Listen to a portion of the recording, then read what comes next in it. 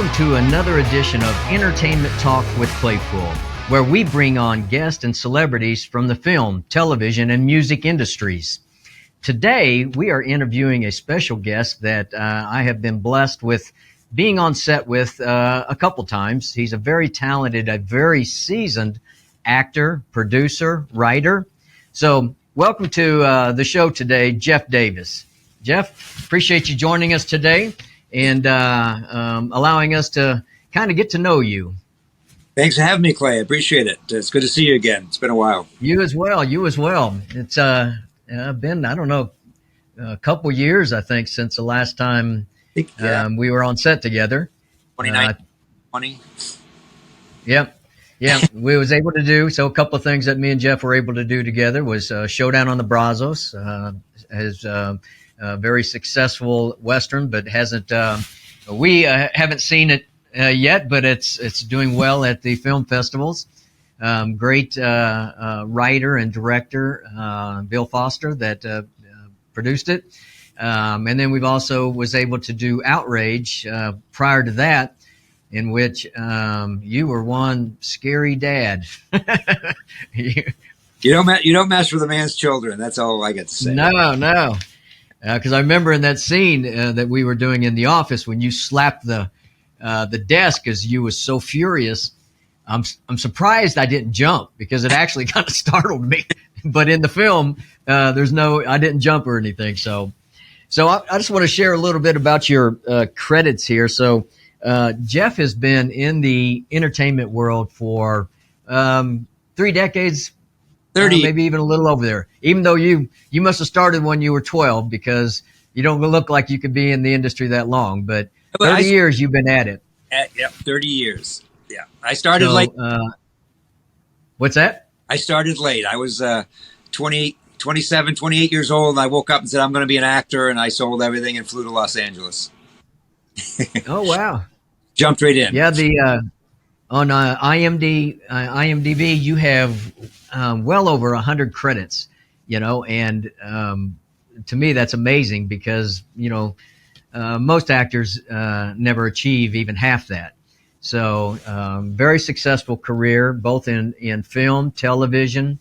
You have done series, you have done feature films, and to name a few, you were in a film with who was it? Michael Keaton back in the day, American Assassin. That's impressive. You had a supporting role there. You also had a supporting role in Wind Talkers with Nicolas Cage, and you was on. I'm not sure what your role was. Waterworld with Kevin Costner and I think Jack Black was in that as well. Maybe. No, that was Costner and Dennis Hopper. That's right. That was early. Actually, his stand-in and photo double for that. I had just got to LA, and I doubled him in that movie for a while. Yeah, you doubled Kevin Costner. Interesting.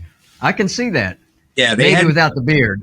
I've seen you without the beard. Yes, well, they had full wig and wardrobe and the whole works, and his crew that worked with him all the time actually come up behind me and one day, and I think I was using a porta potty on the way to lunch or something like that, and someone's like, "What the hell's Kevin doing going in there?"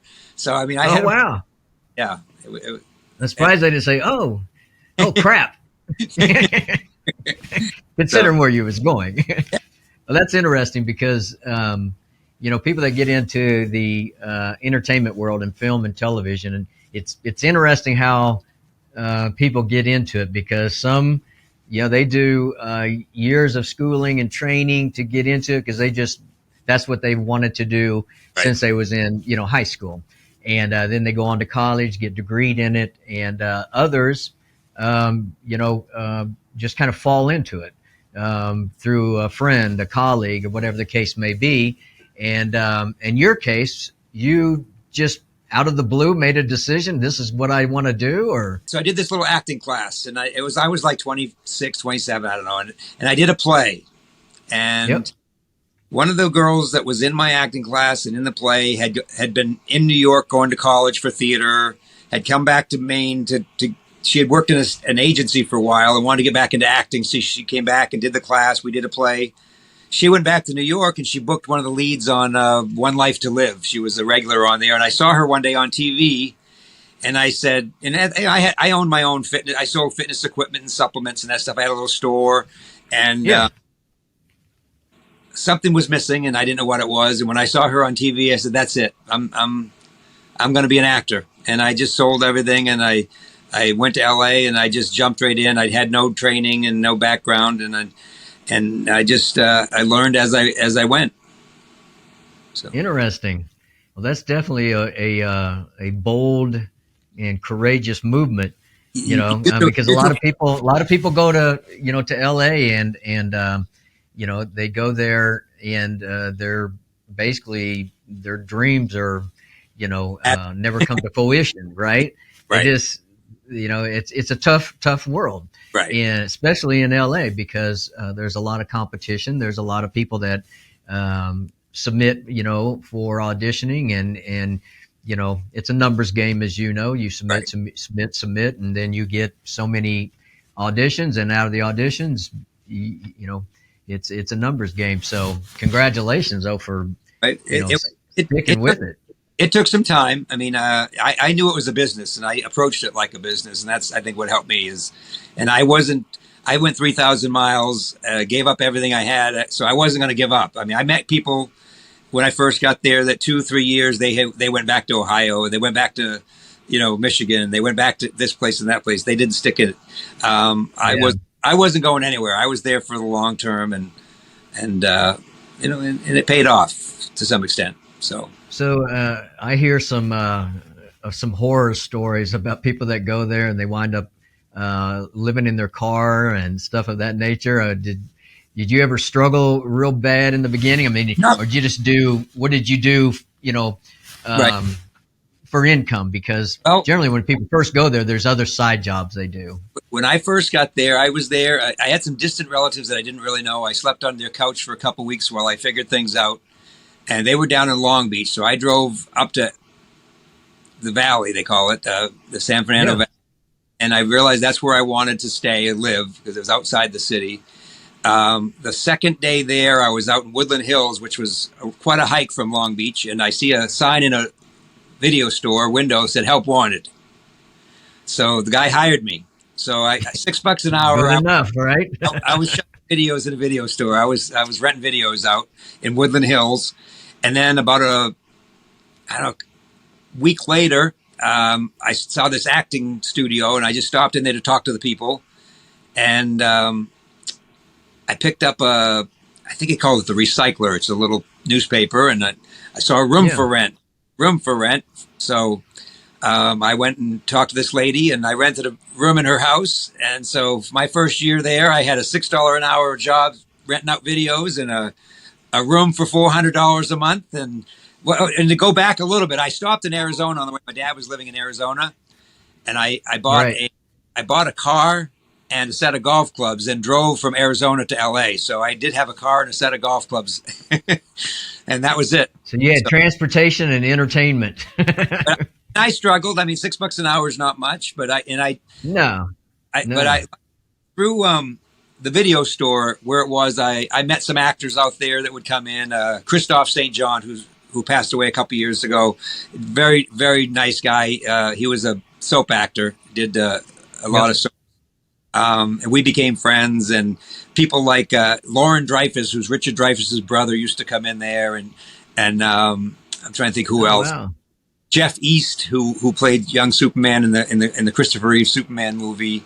It was interesting. I got to meet some actors right off the bat that kind of helped me figure things out a little bit.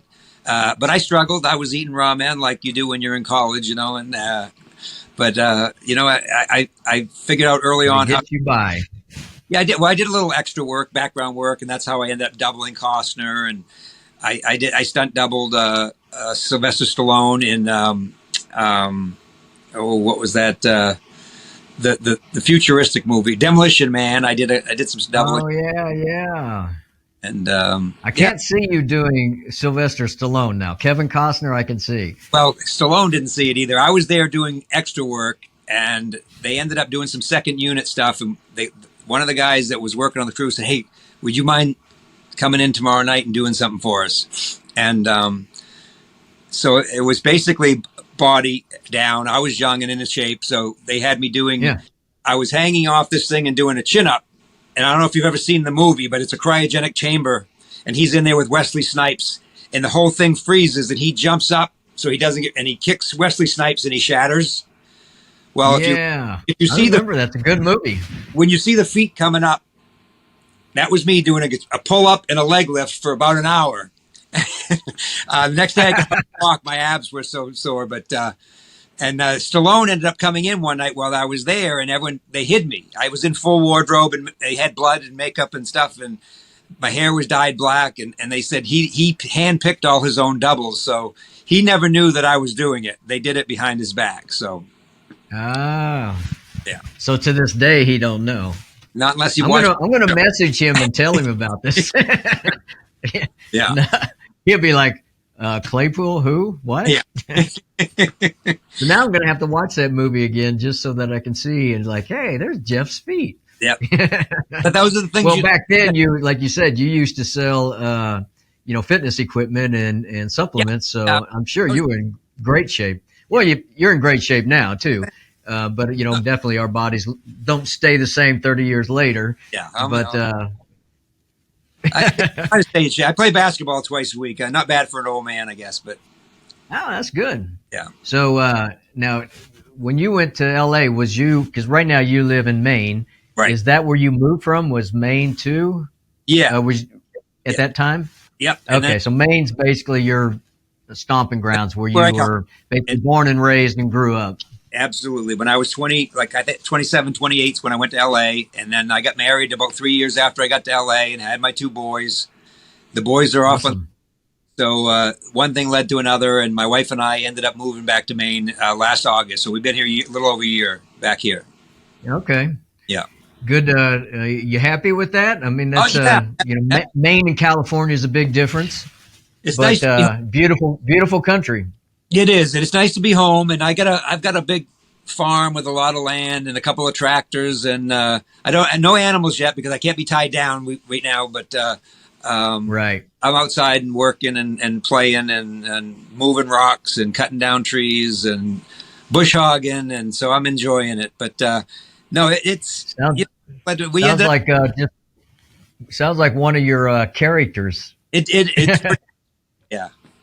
Because one thing about you, Jeff, is in the numerous roles that you played, you're very versatile.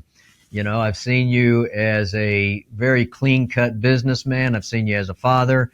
I've seen you as a thug, so to speak, a badass dude. I've seen you as a preacher. I think I've seen you as a doctor.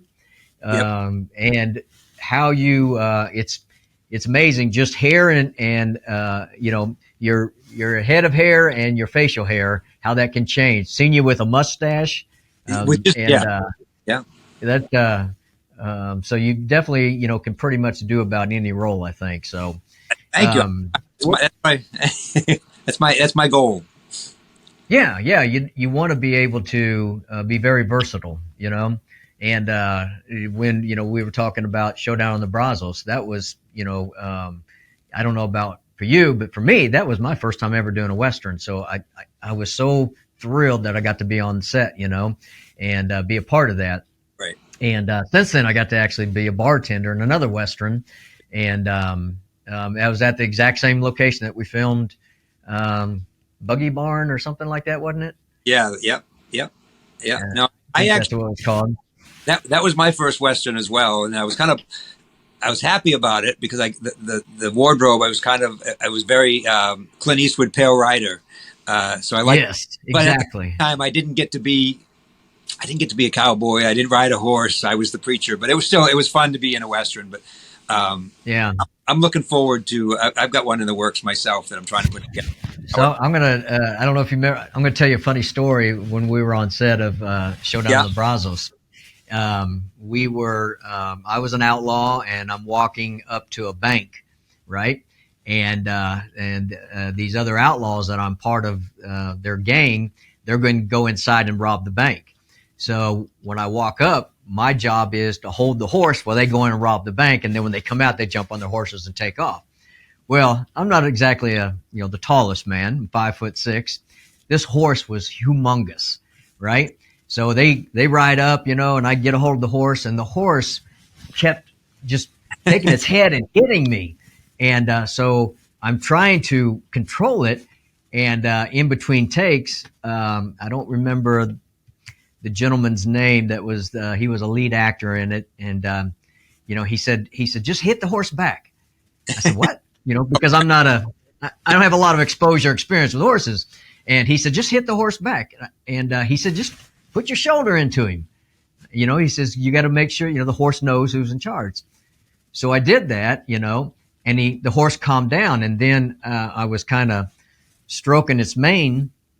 And in between another one, the same guy came up to me. He goes, let me just give you a little bit of advice. He said, outlaws do not stroke the mane on the horse. So in other words, I wasn't looking very outlawish by petting this horse. Yeah. Yeah. But it was fun. So yeah, now you have I mentioned in the beginning that you're, actor, producer, writer. You have a project, I think, that's coming up that you have written.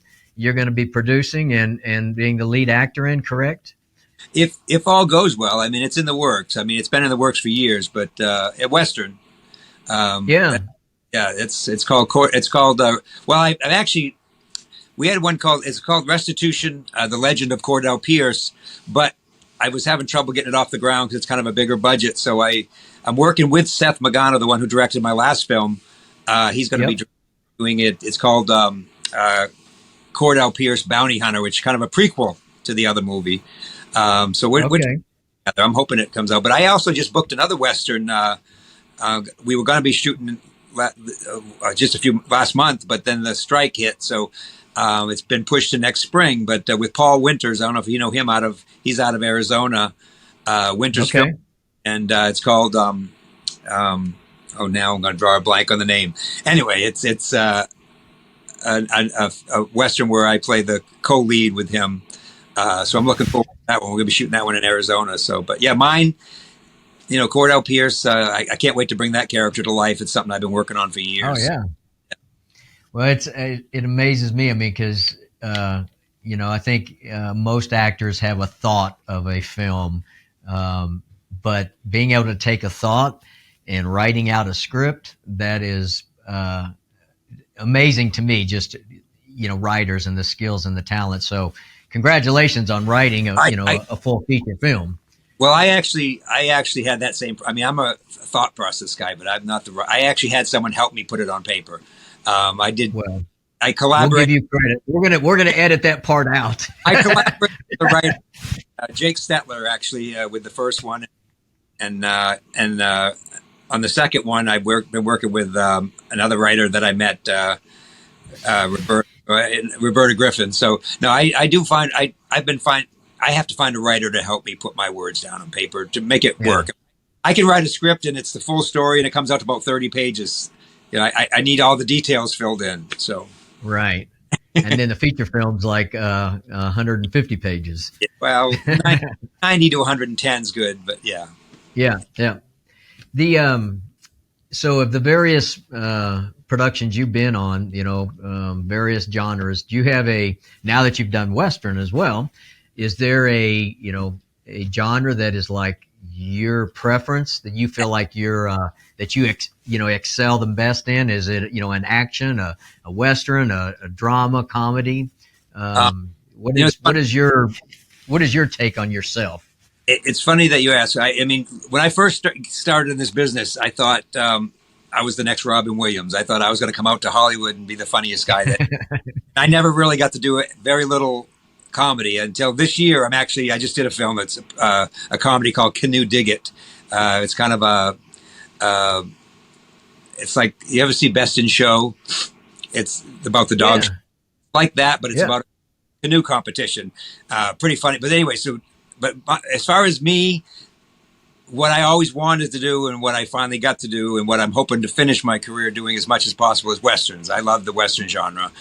and I'd love to come across the series and just finish, do 5 or 6 years playing the same character, my own modern day, Gunsmoke or something where Yeah. a good Western, a feel good, wholesome.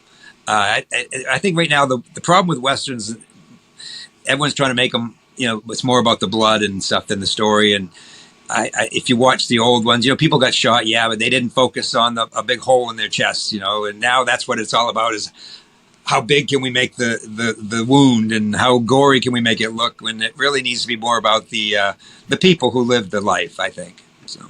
Yeah, no, that's excellent for sure. Yeah, I think that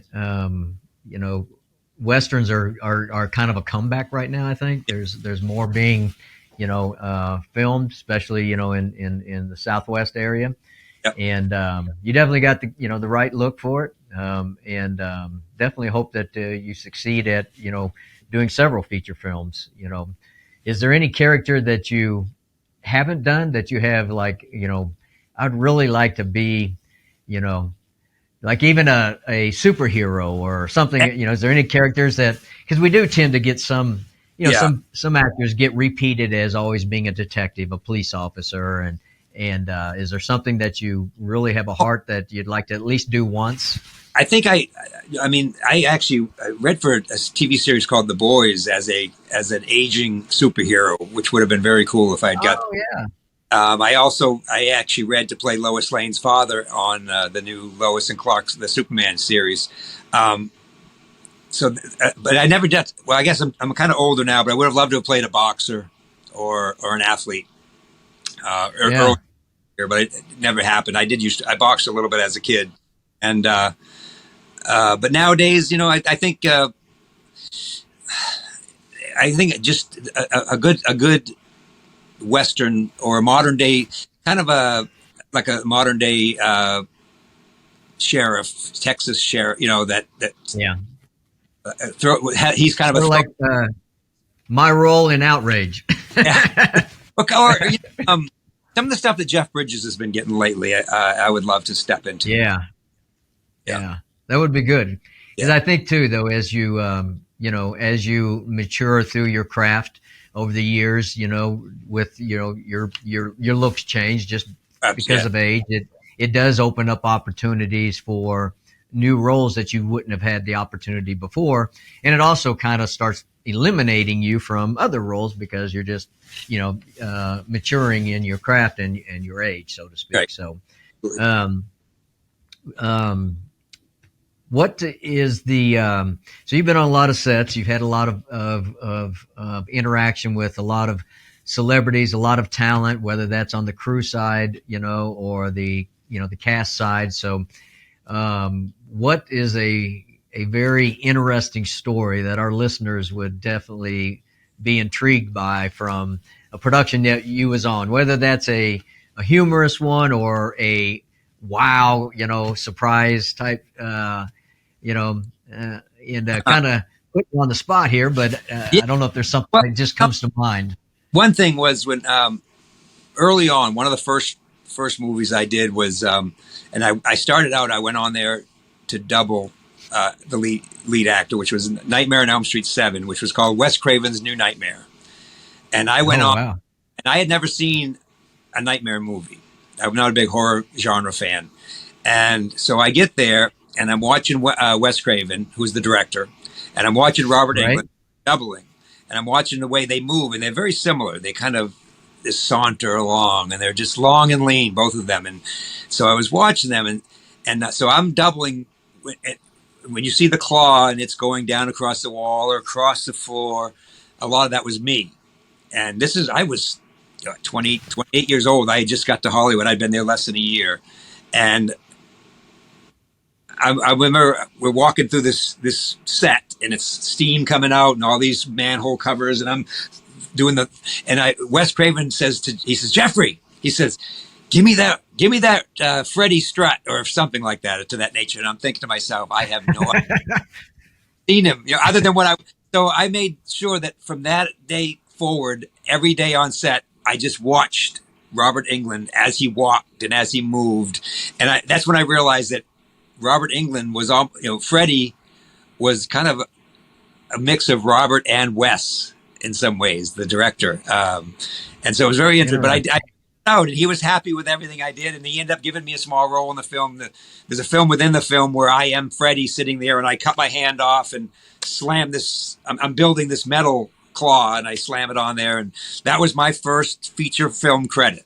So, so you got your feet in a film and your hands in a film. Well, my whole, I mean, that was actually, I didn't speak, but it was a contract role. My first contract role was, it was fun. So that would be a featured. Yes. Featured role, I guess. Yeah. Interesting. Yeah. So is that the only horror film that you've been in? No. Well, since then, I produced one last year called The Demons Within. I was originally going to direct it. Things kind of fell through. So I ended up producing it and co-starring it. I played the dad of the lead girl. And that's the one that's out on Tubi and Google Play right now. It's called The Demons Within. And I had found that years back. I went to an autograph signing thing. It was a horror show based on being in Wes Craven's New Nightmare. And this was in upstate Ohio. And a couple of people approached me there way back then. This is like 6 years ago. And they said, would you ever come here and do a movie? And Roberta Griffin, this writer, had just sent me this script. I'm like, how perfect. So I put the two together and we were about ready to shoot when COVID hit. And I was going to direct it. We were going to shoot it in LA and everything fell apart. And then, but I had promised this people that I would do this film. So I kept it going. And finally just about I guess a year ago, September, we shot the film in Ohio, in this small town where I met these folks. I actually had her direct it. She was a director, Stephanie Hensley was her name. And she was a local director. She helped produce and direct it. And Cody Hessling and his brother produced it. They were, so it was their first film, not hers, but the producers. And so we did this little horror film. Right. So but make a short story long, yes, I have done another horror film. So interesting.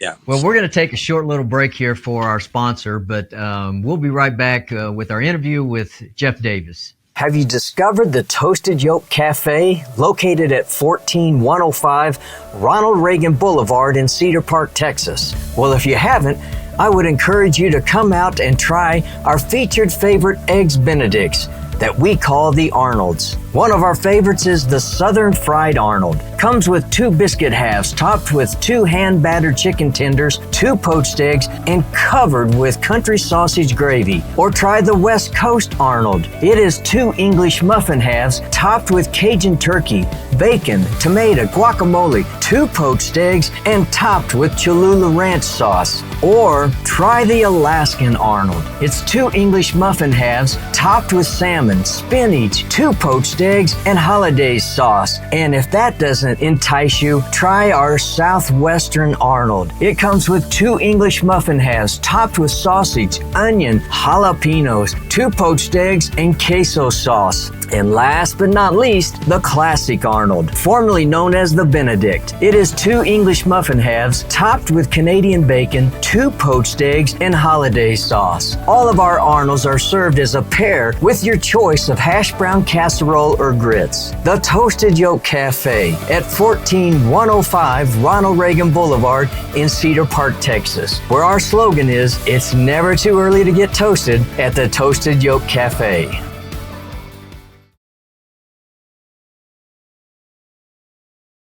is the Evergreen County Sheriff's Department. You have 2 minutes to vacate the premises or you will be forcibly removed. 2 minutes. Time's up.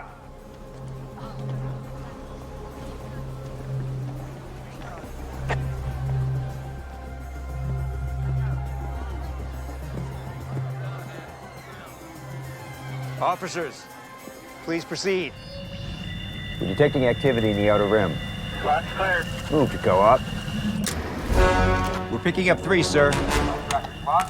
Permission to send recourse. Permission granted. Dispatching back up to Sector 3. Units approaching fast. Confirming heavy activity is now within range.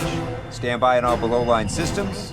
I don't care. You know, Harper, maybe if you were a little nicer to those guys, you wouldn't always be bitching about your crappy tips. What the hell is he doing here? I thought he was locked up.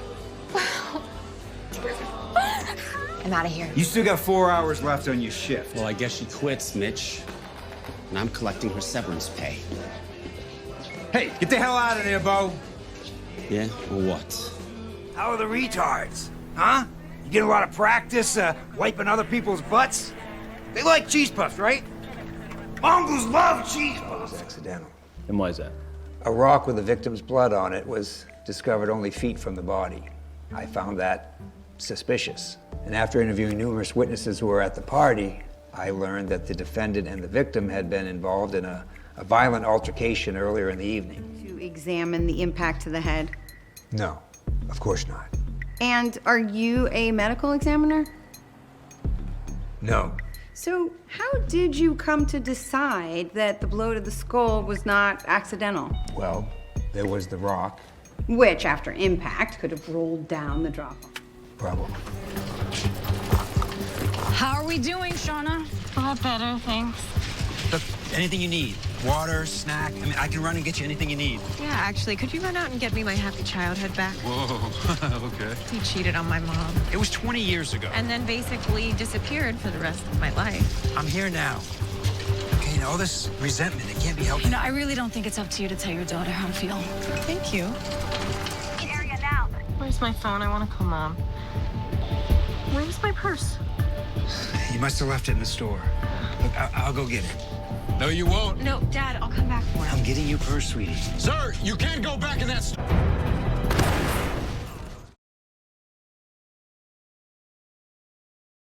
Well, welcome back to Entertainment Talk with Claypool. And we have a special guest today, Jeff Davis.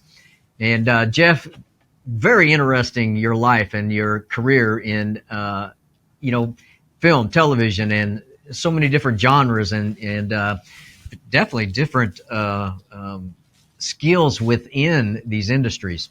So for our viewers and our listeners, do you think that for people that are coming in, a lot of people want to be an actor, but is it better for opportunities if they also try to do as many different positions as far as if they want to be part of the crew, should they try to do stuff in lighting and sound and a gaffer, or should they try to be, an AD? Do those types of things help them in their, if their main focus is acting, do these other things help them in basically opening doors of opportunity? Probably not. I mean, not that it can't. I mean, some people do go that route, but for the most part, you get typecast very quickly in this business. So if someone sees you as an AD, you're an AD. It's even hard for an AD to become a director. It's a hard process for a first AD to make that move to director. Really? ACs, assistant camera, they can move up and become, cameramen but actors, I mean, even people who start out in stunts, at some point, it's hard to make that transition. I met a stuntman years ago. He started out as an actor. He was in the Cowboys with John Wayne. He was a kid, a child actor. And he was telling me that I think then he got a chance. His father was in the stunt business, and he got a chance to double John Travolta in Urban Cowboy, I believe, or something like that. And he got to a point where they said, you either got to be a stuntman or an actor. And he chose stuntman. It was hard to do both. There are some that do both and some that do stunts for years and transition, but it's not as easy. And as an actor, I mean, you can start out doing some background just to be on set, and be a PA. PAs, you don't really get typecast too much as a PA. You get to be on set and be around people. But it's hard to I mean, it's like any business. It's not like any business, I guess. It's hard to transition. You really got to focus on what you want to do and just find a way to do it. Because an area that I hear a lot of actors that they want to do acting, they want to get into voiceover too. Voiceover is if it's a very well established actor, their voice is like, oh, I know who that is. Just their voice is notable. But I hear that is very hard also to transition to even get into voiceover. I mean, have you done any voiceover? Very little, and it's not about transitioning. It's just a hard place to get into because the people that are there, they're not facially recognized, so they can do they can be moved around, and they can change their voice, and they do different voices. So even I don't know if you've ever heard of Loop Troops or Walla Walla. It's the background voices that you hear if you're in you know, when you shoot a big scene with a bunch of people in a bar. Yeah. Well, that's a quiet room because you got to hear the actor. Well, they bring in a group of actors, stand them up against it, and they each pick out a character, and they do it, and then they pull it down. So you see a conversation in the background. This guy and this woman might be doing that conversation, and that's called a loop troop or Walla Walla loop troop. That's even a hard thing to get into because those guys, not only is it a small group of people that work in all the movies, they do all the big movies. They get residuals just like an actor. So it's no kidding. Oh, people. So that's a place, and you would never, you don't hear them, you don't see it. It's a background. But it's a great, it's a great thing to do. It's interesting because I've been on sets. I've done some background and where the scene is. And you have to go through the motions, the acting, but you basically have to kind of carry a conversation without saying anything, you know. And so then I didn't know that they came back and added all that in, but now it makes sense because otherwise, I mean, because without the background of the extras, the background, without those people there, and without the lower tone, I guess, of those voices, it really wouldn't be a scene. So that's interesting. Yeah, everything that goes into making a movie that you don't really see, it's just amazing how it all comes together. But yeah, I know some people that are in that business, and it's a very lucrative side job for. But it's but everybody that tells me that I want to do this, and I just tell them because that's what I've heard more than once is that it's really tough to get in and land any major type of production. It's like nowadays all the big name actors are doing voiceover work. So that's another reason why it's harder for I to get the commercials now. Look at all the celebrities that do commercials. It's used to be your living as an actor. I had some of my best years in LA because I had good commercials running, and now the market has really shrunk. Yeah, I was watching actually I was watching a feature film, cartoon feature film with my grandson. Yeah, and it was at the end when I was watching the credits. There was like a half a dozen people that I was like, oh my gosh, that's who that was. Absolutely. But you don't even recognize their voice because they're changing their voice for the character of a kid's cartoon. Absolutely. And it may have been Cars, I think, that I may have been watching, or Minions, one of those two. Oh, but, it's amazing, though. Yeah. Yeah. Yeah, it's just like, so then you're thinking, oh my gosh, this thing has to be a multi-million-dollar production because of just the voices they have. Right. Yeah. Yeah. Interesting. So, a couple other questions, and then we'll wrap it up. But you got into this industry, 30 years ago, and what do you see that has two things, I guess? What do you see that has transitioned over time that has really affected the industry for the better? And what have you seen over the years that has transitioned that you feel is basically more detrimental, I guess, and there may not be anything, but the industry has changed with technology, especially with COVID, self-submitting auditions. I'm sure in the beginning you had to go to in-person audition all the time for everything. So, now any thought on that?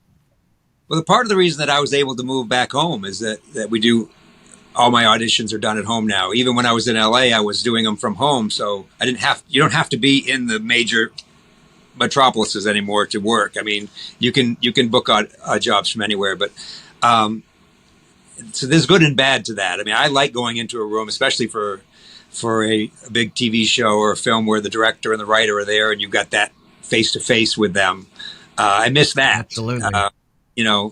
Sitting in a room by yourself with a camera and doing an audition is a little awkward, but you adapt. We make it work. But I think the fact that like I was just talking about, celebrities, the big names, are doing everything.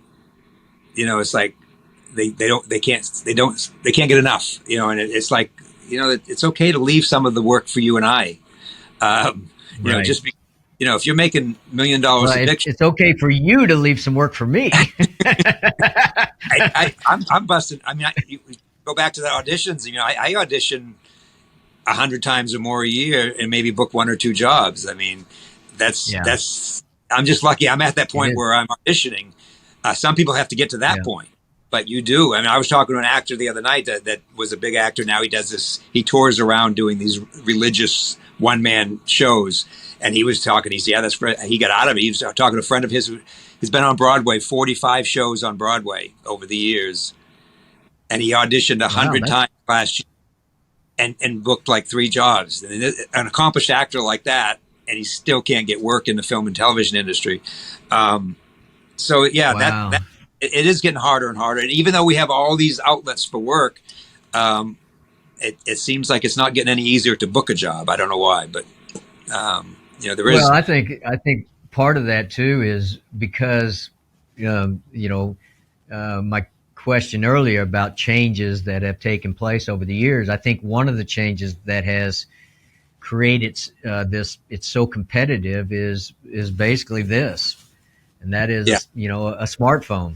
Right. And now you don't have to have all this equipment. You can do everything from this smartphone. When it comes to auditioning, you can make a feature film from these smartphones. So it creates the opportunity for a lot of people to be able to be creators in the industry. And a lot of, so I think that's part of it as well. Well, also, and you got a lot of influencers, they call them now, that are quasi celebrities. They've done nothing. They have no talent. Right. Exactly. That makes it difficult too, because they'll put someone like that just because they have 2 million followers. We'll put them in our movie because those 2 million people will watch it. It's like exactly. So the world, it's changed. It is, and everything I think is change is always uncomfortable, but change is you have to go with the change, because industry is going to follow. Industry is going to change, just like not to go into depth about AI, but even AI. I mean, that's a change that is here, and it's it's hopefully with the new contract with the union, hopefully that's a little more under control. But it's still something that's good. It's going to be. Yeah, I think they kind of put it on hold, but I don't think they really addressed it the way they probably should. But we'll see. I mean, we have troubles with that. The producer, it's greed. The producers are greedy. They want to own you and your voice and your likeness, and I don't. Eventually, they won't need. They don't want to need the actors because they don't want to deal with personalities. They just want to deal with Right. So. Yeah. Understand for sure. So, last question is. Words of wisdom, words of advice, a golden nugget, listeners, viewers that may watch this or listen to your interview. What could you share that might be beneficial for them and their just getting into the industry, wherever they are? Maybe they're 10 years into the industry, and just something that might be like a aha moment for them. I mean, I think anyone that if you got to know that this is the only thing you can do. It can't be something that you just want to do. Either you gotta have to have it, because if not, it's not worth it. I mean, it's not. There's no glamour to being an up and coming actor. There's no, it might seem it on the outside, but even as much as I've worked, I'm far from famous and far from wealthy. I mean, it's like you don't make a lot of money unless you are a superstar. You don't. you don't get a lot of adoration unless you are a super, and hopefully you're not looking for that anyway. You want to do it because you love what you do, and you just know that there's nothing else you can do. That being said, I wouldn't advise someone to get into this business unless that's the way they felt about it, really, because it's not It's tough. it's not very rewarding, early on. I mean, if you like to do theater, but a film and television, it's a hard market. Everybody and his brother wants to do it. So competition is there. And the reality is it's not always about being talented. A lot of times it could be looks. It could be, somebody. And that's the truth of it, So you got to really want it. And which luckily for me, I did. And I want it bad. And I love what I do. So I stuck with it. But it took, 30 years and I'm still, aspiring still at it. But I'm saying you don't walk in and just people think, oh, I'm going to go to Hollywood. I'm pretty big here in Podunk. If I get to Hollywood, I'm going to take off and I'm going to be a superstar. And that's not the mentality you want going in. The mentality you want is I want to learn every time I'm on set, every time I'm in front of a camera. I want to learn and get better at what I do so that I can do something bigger. What I'll say, in regards to your comments is what you had shared earlier, Jeff, is that you can audition 100 times. Well, let me rephrase that. You can submit to be cast 100 times, and you may be asked to audition 10 times, and you may get cast 1. So those are, I think, for a lot of actors, that's a fair number. That you're not going to get, cast 1 out of every 10 times that you audition. No, that actually was those numbers are not even close. I mean, you're more likely to submit several hundred times, and if you're lucky, someone like myself might get 50 to 100 auditions. From that, you might get 1 or 2 jobs. That's the truth of the matter. Yeah. That's someone someone who's got a resume like mine. Who's been at this for 30 years. So it's still that way. Well, I would encourage our listeners to listen to Jeff's words of wisdom because he's got the exposure, the experience, and he knows what he's talking about. At the end of our show, you'll be able to see some links to some more information on Jeff.